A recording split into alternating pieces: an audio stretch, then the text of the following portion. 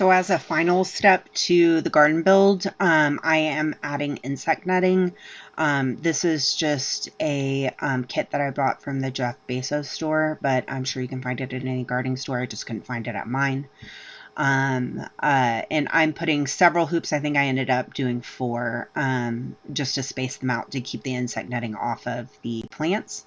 And then the insect netting that I got came in a long bundle, and I just cut it down to size, making sure to secure it all the way around. I originally used lawn pins, but it made really big jagged holes in the insect netting.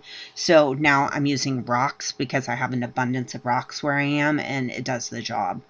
But definitely recommend out in the desert. We have grasshoppers, I think they're called mountain grasshoppers, that are about as long as our hand. And so they would love to eat my plants down to nothing. Plus, insect netting definitely recommended for brassicas, cabbage, kale because of cabbage worms. And we definitely have cabbage moths and cabbage worms out here in the desert as well. But I have the same problem when I was in Houston as well. But this worked really well. It's held up really well in the high winds.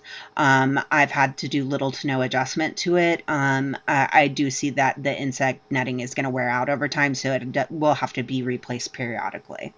I'd love to hear what you're doing to protect your plants from insects. Thank you, and have a nice day.